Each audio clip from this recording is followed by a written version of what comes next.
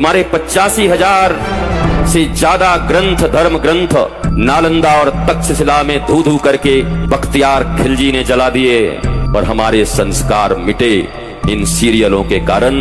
तो अब भारत के पास कुछ है नहीं। ये भाई से मुकदमा जीत गया एक हाथ जमीन का, इसलिए रामायण करवा रहा है। राम कृपालु हैं, राम दयालु हैं। हम जनमत की, बहुमत की बात सुनेंगे और राम को ही राजा बनाएंगे।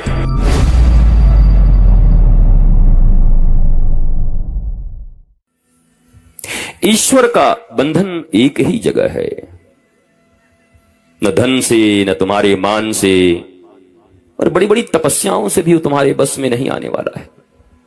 कितनी तपस्या करोगे? तपस्या तो हिरण्यकश्यपु ने की थी कि शरीर में दीमक लग गया था, फिर भी मौत मिला उसको। रावण कितना बड़ा तपस्वी था। ये जितने भी तुम जिनको असुर कहते हो ना, जिनको राक्षस कहते हो, तुम्हें जानकर आश्चर्य होगा कि हम तुमसे 1 करोड़ गुना ज्यादा बड़े सब तपस्वी थे।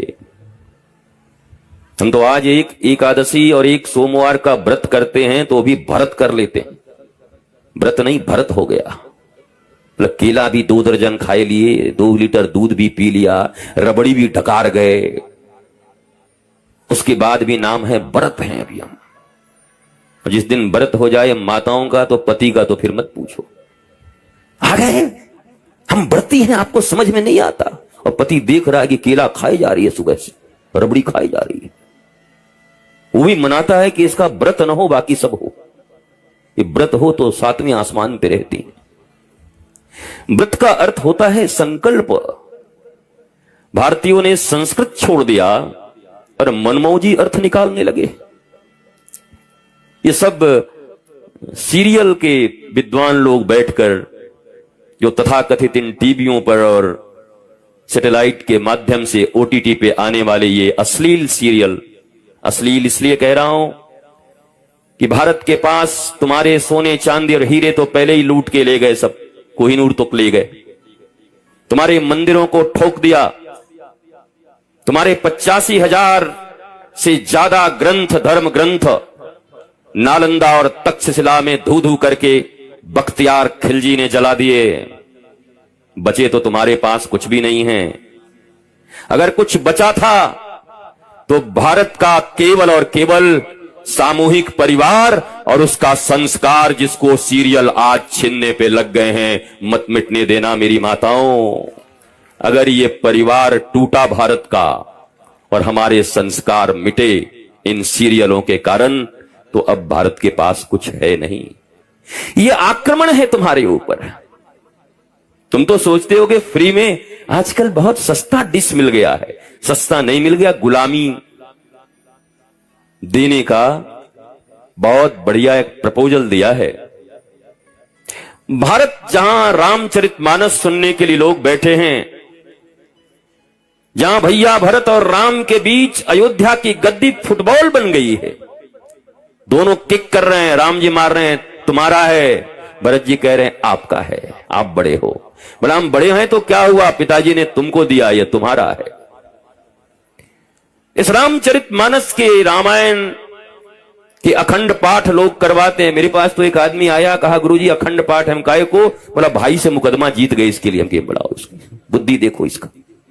ये भाई से मुकदमा जीत गया एक हाथ जमीन का, 40 सालों से लड़ रहा था, इसलिए रामायण करवा रहा। पूरी रामायण की एनसाइक्लोपीडिया यही है, मर्म यही है कि जहां सत्ता फुटबॉल और गेंद बन गई है, भगवान राम के लिए सत्ता महत्वपूर्ण नहीं है। भगवान राम के विरोध करने वाले उस पूरे अयोध्या में केवल 2 लोग थे, कुबड़ी मंथरा, और उस समय जिनकी बुद्धि खराब हो गई थी कैकई। बाकी सारी अयोध्या, यहां तक पिता ने भी कह दिया था भरत तो तुम्हारी बात मानता ही है, पर हे राम, चूंकि सेना के सेनापति भी आप हो, आपके पास पावर है, आप मुझे कैद कर लो, जेल में डाल दो और शासन करो। अगर आपको लगता है मेरा वचन न टूटे, वचन भी तोड़ने को राजी हूं, पर आपको लगता है कि मेरे वचन नहीं टूटने चाहिए, तो आपके पास अधिकार है, आप अधिकार का प्रयोग करिए। क्योंकि जनमत आपके साथ है, बहुमत आपके साथ है। पूरी अयोध्या की जनता चाहती है। आज भी तो जनमत से ही सब कुछ चल रहा है। पर मेरे भाई बहन, ये रामचरितमानस जनमत और बहुमत से नहीं चलता। रामचरितमानस में जो विद्या हमें सिखाई गई है, न जनमत की न बहुमत की, ये नीति मत और धर्म मत की यहां पर राज चलते हैं। जब धर्म मत परिवार में हो, धर्म मत हमारे भारत में हो, धर्म मत हमारे समाज में हो, तब जाकर रामचरितमानस के राम की कथा सुनने के हम योग्य हो सकते हैं। कुछ नहीं होता बहुमत से। बहुमत की सरकारें बनती हैं, रोज गिरती। 4 इधर से फुदक के उधर जाते हैं, फिर 4 इधर से फुदक के उधर जाते हैं। ये चलता रहता है।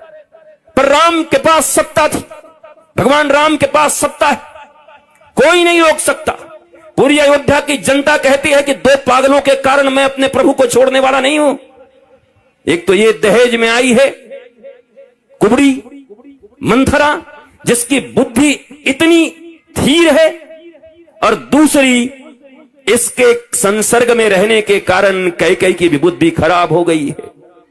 उस मंथरा की संगति में कैकेयी की भी बुद्धि समाप्त हो गई। इसलिए इन दोनों की बात हम नहीं सुनेंगे, हम जनमत की बहुमत की बात सुनेंगे और राम को ही राजा बनाएंगे। पर भगवान राम ने उस समय धर्म मत का पालन किया, पिता और माता की आज्ञा का पालन किया।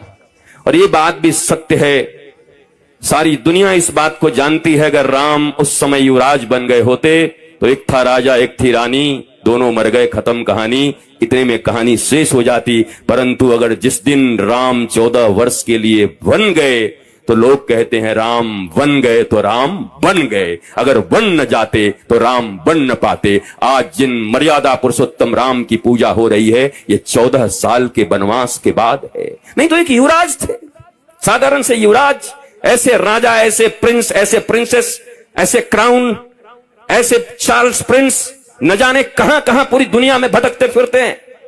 परंतु भगवान राम ने अपने 14 वर्ष के उन वनवास में भारत के उन वनवासियों से, आदिवासियों से, अरे छोड़ो पशु और पक्षियों के साथ भी ऐसा संवाद और ऐसी मित्रता कायम की, ऐसा उनका जीवन के ऊपर उनका प्रभाव पड़ा। वो चाहते न जनकपुर से कोई सेना मंगवाई।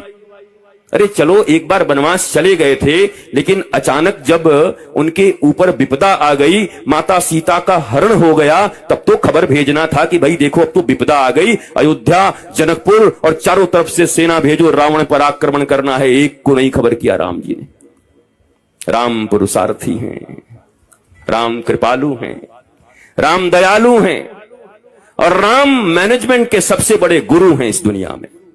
इस दुनिया में जब लोग अभाव का रोना रोते हैं और राम का नाम लेते हैं तो मुझे लगता है बस नाम ही लेते हैं, पर राम को जानते भी नहीं, सुनते भी नहीं, अपनाते भी नहीं। नाम तो लेते हैं पर राम के किसी गुण को कभी अपने जीवन में अपनाया नहीं।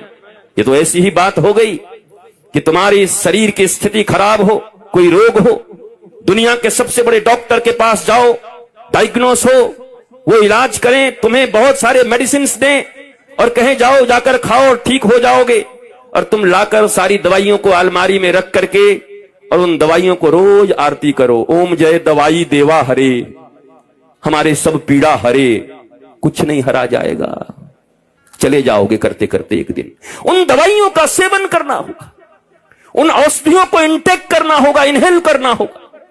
जीवन में जो परहेज बताए हैं उन परहेजों को मानना होगा।